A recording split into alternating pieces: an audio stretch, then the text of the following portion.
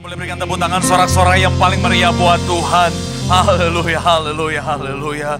Terima kasih Tuhan, Tuhan yang luar biasa dalam kehidupan kami. Di tempat ini Tuhan, setiap kami Tuhan boleh ada semua karena kebaikan Tuhan, semua karena anugerah Tuhan. Kami boleh bersama-sama dengan seluruh jemaat-Mu yang terhubung live streaming Tuhan. Kami percaya Kau Tuhan menyertai kami sampai hari ini, artinya Kau Tuhan yang tetap setia menyertai kehidupan kami sampai akhir kehidupan kami. Kami doa yaitu Tuhan, kami melihat sampai akhir hidup kami penyertaan Tuhan. Artinya sampai akhir hidup kami ada berkat, ada sukacita, ada perlindungan Tuhan yang pasti Tuhan nyatakan. Dan dengan ucapan syukur itu Tuhan, di tempat ini Tuhan bersama dengan seluruh jemaat-Mu yang terhubung live streaming Tuhan, kami sudah boleh menaikkan pujian kami, penyembahan kami kepadamu. Kami doa biar kiranya Tuhan pujian kami, penyembahan kami boleh menyenangkan hati Tuhan. Karena kami tahu, kami percaya ketika hati Tuhan disenangkan, hadirat Tuhan tercurah. Dan di mana ada hadirat Tuhan yang tercurah, di situ pasti ada berkat, ada sukacita, ada mujizat. Artinya Tuhan, siapapun yang menyembah Tuhan dimanapun mereka berada,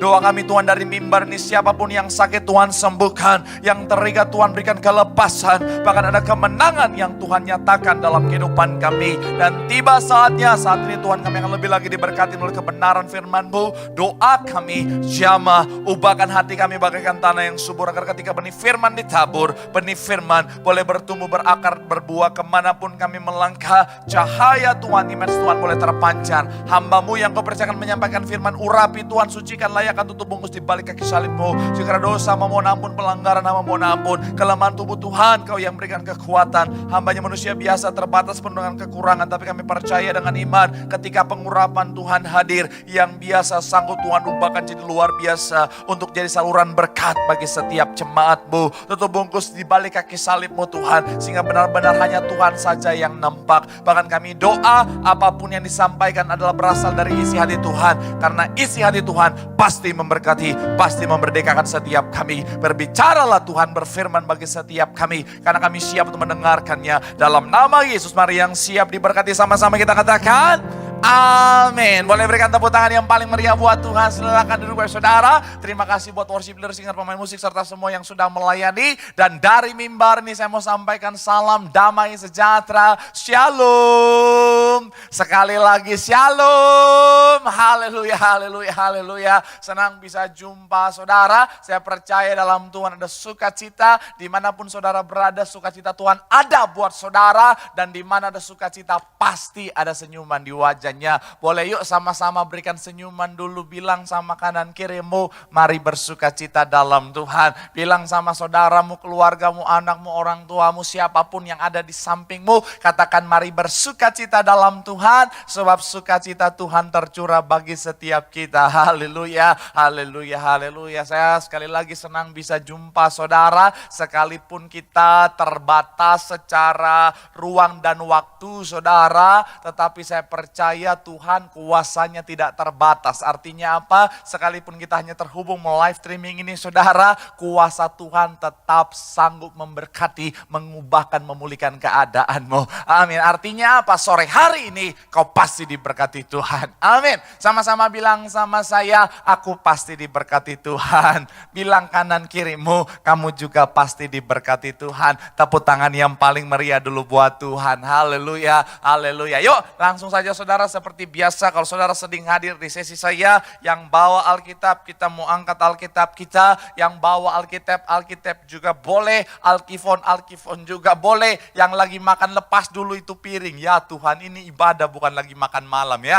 Yuk sama-sama dengan iman percaya, sama-sama katakan dalam nama Tuhan Yesus, aku percaya Alkitab ini berisi firman Tuhan. Setiap kata kalimatnya sanggup memberkati aku. Dan hari ini aku pasti diubahkan, aku pasti dipulihkan. Dalam nama Tuhan Yesus, sama-sama kita katakan amin. Haleluya, haleluya. Yuk kita membuka Alkitab kita saudara, Yohanes pasalnya yang ke-8, ayatnya yang ke-44. Satu ayat sebagai ayat pembuka sekaligus dasar pembahasan kita sore malam hari ini. Yohanes pasalnya yang ke-8, ayatnya yang ke-44. Yuk yang sudah di sana boleh bilang haleluya.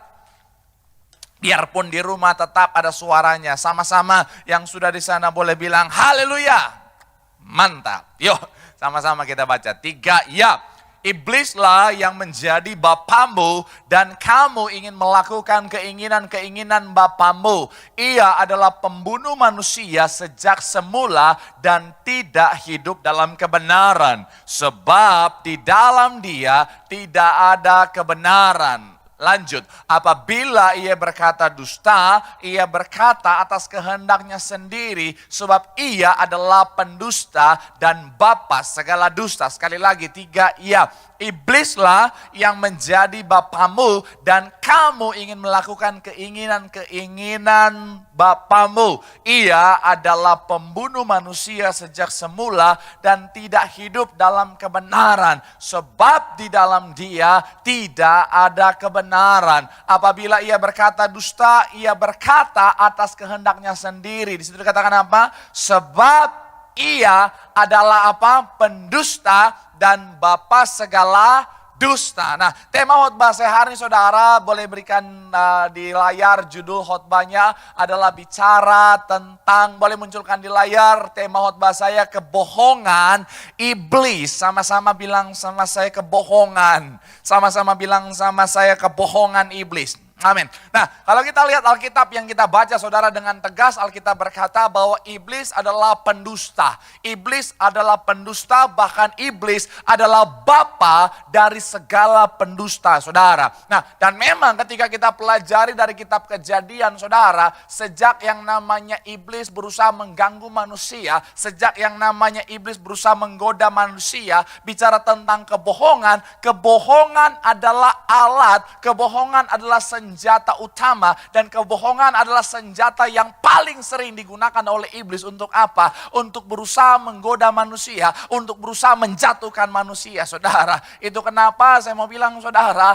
akhirnya banyak orang hidupnya hancur karena termakan dengan kebohongan iblis. Banyak orang hidupnya mengalami kemerosotan, banyak orang akhirnya mengalami penderitaan dalam kehidupannya karena mengalami yang namanya termakan dengan kebohongan iblis. Itu kenapa dari mimbar ini pesan saya, hati-hati dengan kebohongan iblis. Mungkin saudara bertanya sama saya, Pak Pendeta, terus bagaimana supaya saya tidak mudah termakan dengan kebohongan yang dibuat oleh iblis? Saya mau bilang saudara, caranya salah satunya adalah dengan mengetahui hal-hal apa yang sering disimpangkan sama iblis untuk dijadikan alat untuk membohongi saudara dan saya.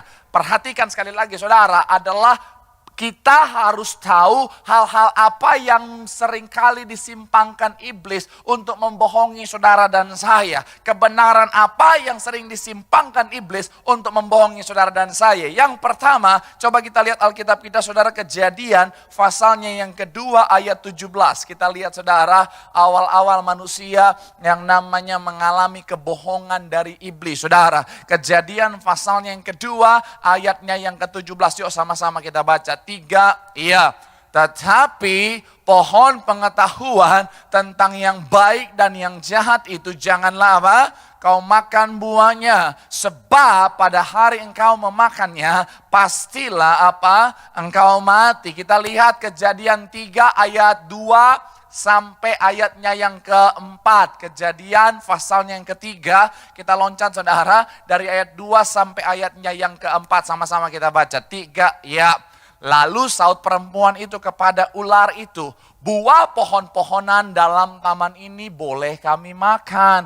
Ayat yang ketiga, tetapi tentang buah pohon yang ada di tengah-tengah taman, Allah berfirman, jangan kamu makan ataupun raba buah itu, nanti kamu mati. Ayat yang keempat dikatakan apa di sana? Tetapi ular itu berkata kepada perempuan itu, sekali-kali apa? Kamu tidak akan mati. Yang pertama poin boleh munculkan. Hal apa yang sering disimpangkan oleh iblis untuk membohongi saudara dan saya adalah yang pertama tentang Tuhan saudara. Sama-sama bilang sama saya tentang Tuhan. Amin. Mungkin saudara bertanya sama saya, maksudnya gimana Pak Pendeta?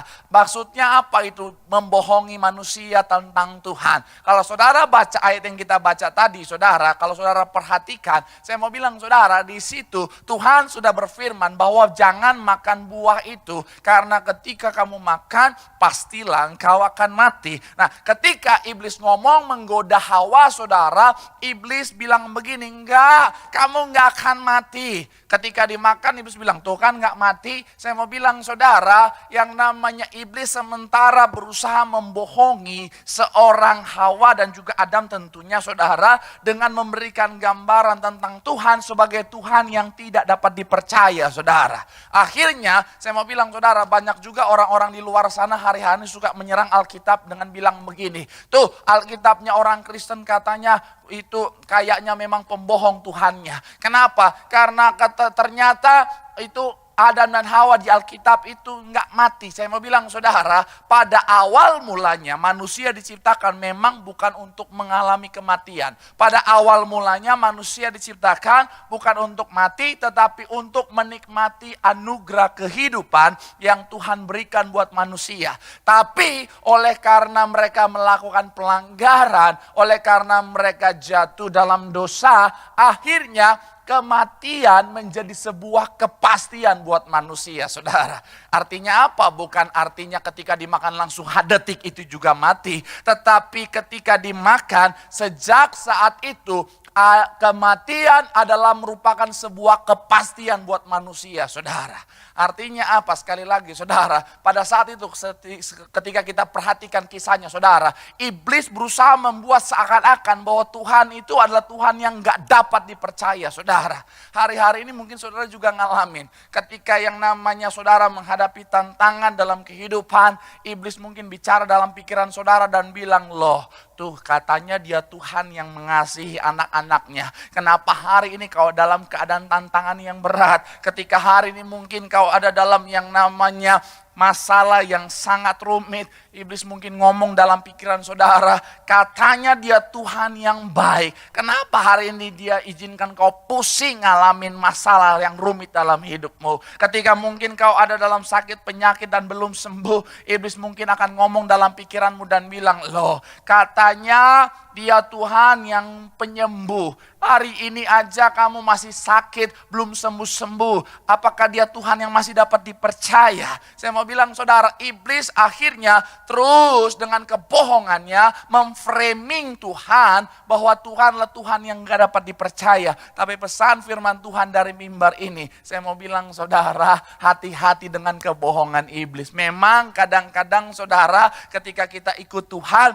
ketika kita dalam proses perjalanan bersama dengan Tuhan, kadang-kadang kita bisa diperhadapkan pada masa-masa sukar. Kadang-kadang kita diperhadapkan pada keadaan yang sulit dalam keadaan yang berat. Dan kadang-kadang sebagai manusia yang terbatas kita bingung, Tuhan apa maksud dari semuanya ini? Kadang-kadang kita bisa dalam keadaan seperti bingung, kebingungan, tidak mengerti dengan apa yang Tuhan mau dalam kehidupan kita. Tapi saya mau bilang saudara, jangan makan omongan kebohongan yang dibuat oleh iblis. Sekalipun saudara dan saya ada dalam keadaan sulit dan melihat keadaan sepertinya Tuhan tidak dapat dimengerti. Tapi saya mau bilang kita punya Tuhan yang selalu dapat dipercaya. Yang setuju boleh berikan tepuk tangan yang paling meriah buat Tuhan. Haleluya, haleluya. Bilang sama kanan kirimu, jangan termakan kebohongan iblis. Bilang sama yang ngomong, Tuhan selalu dapat dipercaya. Tepuk tangan yang paling meriah buat Tuhan, haleluya.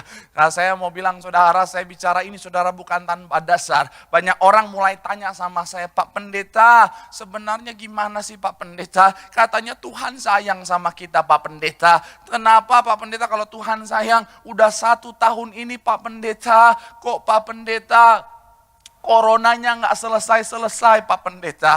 Katanya Tuhan sayang sama jemaat Tuhan. Ini Pak Pendeta mau ibadah aja susah Pak Pendeta. Apalagi minggu-minggu berikutnya lagi kita akan mulai PSBB lagi Pak Pendeta. Nggak bisa ibadah ketemu tatap muka lagi. Gimana nih Pak Pendeta nggak bisa ibadah di gereja lagi. Sekali lagi saya mau bilang saudara, itu bagian dari proses Tuhan. Tapi tetap percaya bahwa Tuhan punya rancangan yang terbaik. Karena sekali lagi, sekalipun mungkin hari kita nggak ngerti, tetapi kita punya Tuhan yang selalu dapat dipercaya. Sekali lagi tepuk tangan yang paling meriah buat Tuhan. Haleluya, haleluya. Yang kedua saudara, apa yang akan kita pelajari hari ini saudara tentang hal-hal yang terkadang bisa disimpangkan oleh iblis untuk membohongi saudara dan saya. Kita lihat ayatnya yang kelima saudara. Coba kita lihat ayatnya yang kelima. Boleh munculkan di layar saudara ayatnya yang kelima. Sama-sama kita baca Alkitab kita. Yang sudah di sana boleh bilang puji Tuhan. Yuk sama-sama kita baca. 3, ya. Tetapi Allah mengetahui bahwa pada waktu kamu memakannya, matamu akan terbuka dan kamu akan menjadi seperti Allah, tahu tentang yang baik dan yang jahat. Tetapi Allah mengetahui bahwa pada waktu kamu memakannya, matamu terbuka dan kamu akan menjadi seperti Allah, tahu tentang yang baik dan yang jahat. Saya mau bilang saudara, kebohongan yang kedua yang digunakan oleh iblis atau yang disimpangkan oleh iblis adalah bicara tentang dosa. Sama-sama bilang sama saya tentang dosa. Sama-sama bilang sama saya tentang dosa.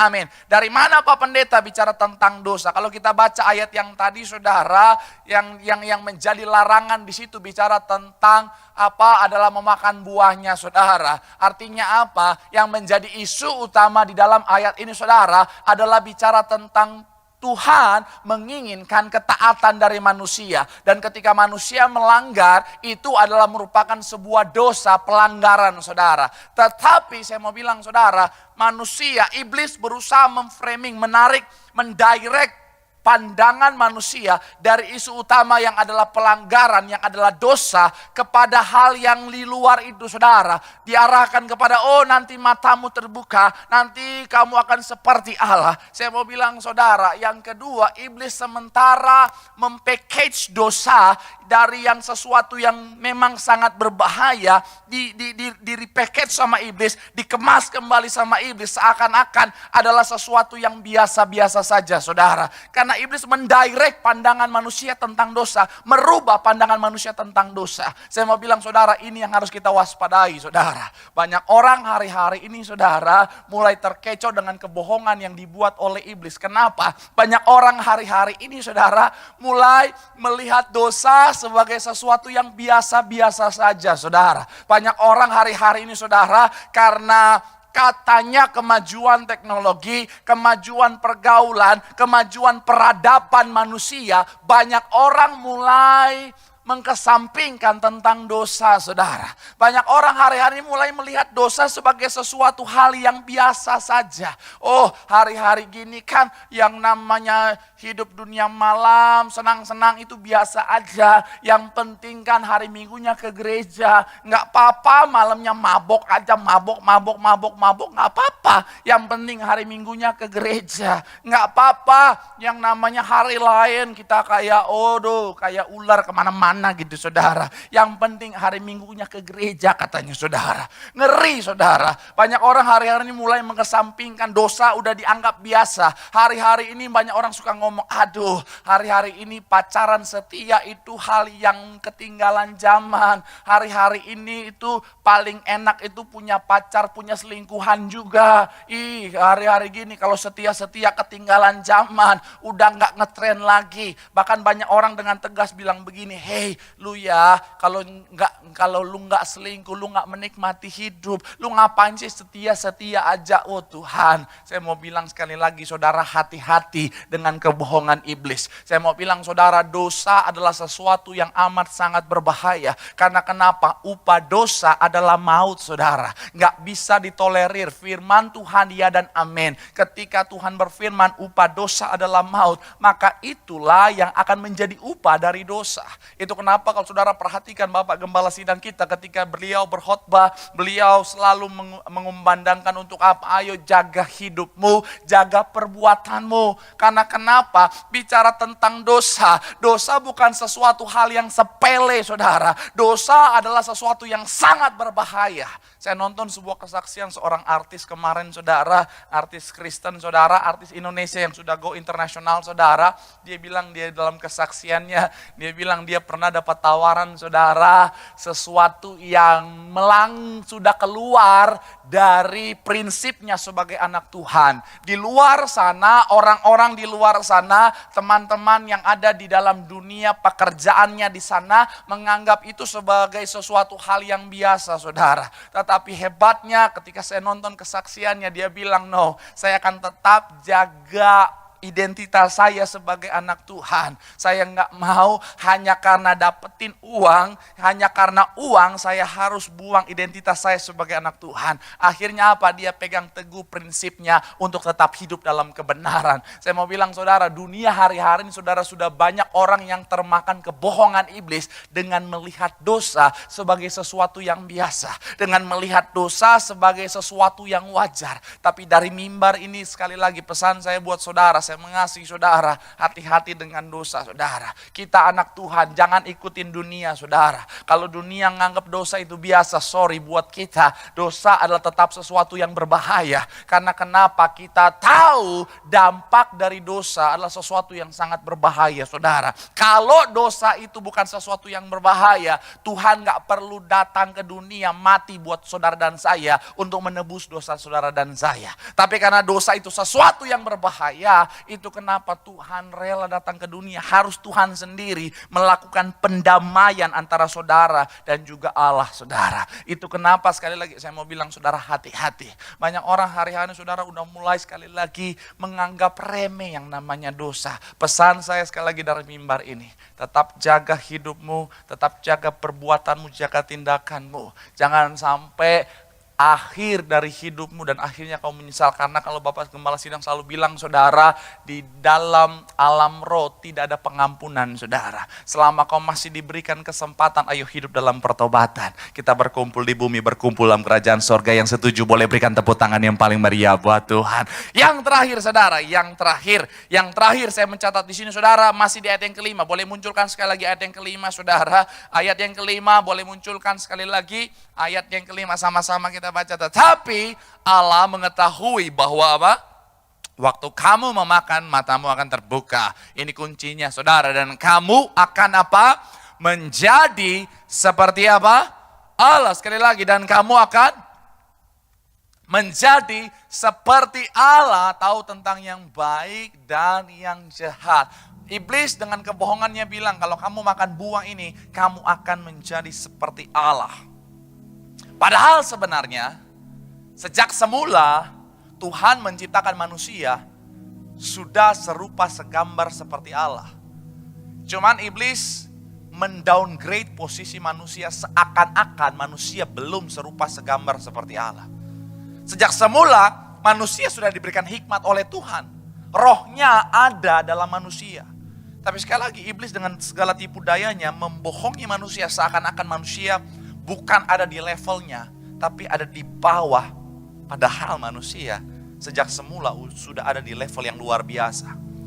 Itu kenapa yang terakhir saya mencatat di sini saudara, iblis sering menggunakan kebohongan tentang apa? Tentang manusia, tentang saudara dan saya. Hati-hati saudara. Kalau saudara sampai termakan dengan kebohongan iblis tentang dirimu, saya mau bilang saudara, akhirnya kau bisa sangat salah menilaimu. Kau bisa sangat salah dalam melangkah karena kau salah dalam menilai posisimu saat ini saudara. Kalau kau udah termakan kebohongan iblis, sekalipun kau punya kekuatan yang luar biasa, tapi ketika kau salah menilai karena kebohongan iblis, kau percaya akan kebohongan iblis, akhirnya apa? Kau ada di posisi yang lebih rendah daripada yang sebenarnya, dan kekuatanmu yang sebenarnya bisa jadi sia-sia. Saudara pernah ingat, saya pernah kasih analogi saudara, sebuah cerita. Ada seekor elang saudara jatuh dari sarangnya, kemudian dia hidup dipelihara oleh induk ayam saudara. Akhirnya dia dipelihara oleh induk ayam, lama kelamaan dipelihara, tumbuh besar. Dan dia berpikir dia seekor ayam. Satu ketika saudara, dia ngelihat ada elang yang terbang luar biasa. Dia terbang luar biasa dan dia lihat, wow, seandainya saja aku bisa seperti elang itu ya. Bisa terbang dengan luar biasa. Secara kemampuan sebenarnya dia bisa. Tapi karena dia percaya dia ayam, dia gak melakukan itu. Kemampuannya jadi sia-sia. Karena apa yang dia percayai. You are what you believe. Ketika kau percaya bahwa kau ada di level bawah oleh karena termakan kebohongan iblis, kau terus akan ada di level bawah. Iblis akan mendowngrade pandanganmu atas dirimu. Contohnya, banyak orang hari-hari ini saudara ngerasa dirinya gak bernilai. Kenapa? Karena termakan kebohongan iblis yang bilang, lu tuh gak berharga. Lu tuh orang yang tidak bernilai. Buktinya, kau ditinggalkan pacarmu. Waduh. Makanya kadang-kadang anak-anak muda putus cinta langsung kayak orang gak ada pengharapan hidup. Aku tak berharga. Dialah satu-satunya aku butuhkan dalam kehidupan. Tanpa dia aku hampa. Najis. Pak Pendeta, aku gak berharga. Kalau aku berharga Pak Pendeta, mana mungkin suamiku jahat sama aku Pak Pendeta. Atau Pak Pendeta, aku gak berharga Pak Pendeta. Kalau aku berharga, mana mungkin suamiku sampai hari ini terus pelit sama aku. Daster aja selalu Bogasari. Kalau aku nongkrong sama teman-teman aku di komplek, mereka selalu bilang, halo shalom Ibu Bogasari, Ibu segitiga biru shalom. Saya mau bilang saudara, kau berharga di mata Tuhan. Iblis berusaha membohongi seakan-akan kau gak berharga. Tapi kalau kau gak berharga, Tuhan gak akan mati buat saudara. Apalagi, kebohongan tentang kemampuanmu. Iblis kadang-kadang suka bohongin saudara bahwa ketika kau menghadapi masalah, iblis suka bilang kau gak mampu. Ketika kau menghadapi tantangan, iblis suka ngomong kau gak mampu. Ketika kau ada dalam keadaan yang sulit, iblis suka ngomong kau akan kalah dengan keadaan ini. Kau akan kalah dengan masalah ini. Kau akan kalah dengan penyakit ini. Tapi ingat baik, kau diciptakan Tuhan serupa, segambar seperti Allah.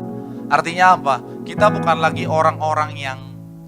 orang-orang yang dikalahkan oleh keadaan. Tapi kita adalah orang-orang yang sanggup mengalahkan keadaan. Karena kita diciptakan bukan dari sesuatu yang biasa. Bukan dari gambaran pribadi yang biasa. Tapi dari pribadi yang luar biasa. Yang empunya kerajaan sorga dan dunia ini, saudara. Yang empunya segalanya, Allah itu sendiri. So, hari ini ingat baik. Jangan pernah merasa bahwa kau akan dikalahkan oleh keadaan. Masuk tahun 2021 ini, memang kadang-kadang saudara banyak ada orang yang bilang begini, waduh 2021 kayaknya kalau lihat keadaan Pak Pendeta kayaknya belum akan baik-baik banget deh Pak Pendeta. Masuk 2021 kayaknya Pak Pendeta sepertinya keadaan belum akan jauh lebih baik, belum tentu akan jauh lebih baik dari tahun 2 sebelumnya deh Pak Pendeta. Tapi saya mau bilang saudara, gak usah khawatir, gak usah takut, hadapin saja. Karena mau seperti apapun keadaan di 2021 ini, kita bukan akan jadi orang-orang yang kalah, tapi kita akan menjadi orang-orang yang menang. Karena kita diciptakan Tuhan serupa segambar seperti Allah. Jangan percaya kebohongan iblis, bersama Tuhan kita pasti lihat kemenangan. Yang setuju boleh berikan tepuk tangan yang paling meriah buat Tuhan. Bilang sama kanan kirimu, jangan percaya kebohongan iblis. Bilang sama yang ngomong, kau sempurna serupa segambar seperti Allah. Tepuk tangan sekali lagi yang paling meriah buat Tuhan. Sama-sama teduhkan hati kita di hadapan Tuhan. Kita mengucap syukur buat kebaikan Tuhan yang Tuhan nyatakan dalam kehidupan setiap kita. Terima kasih Tuhan.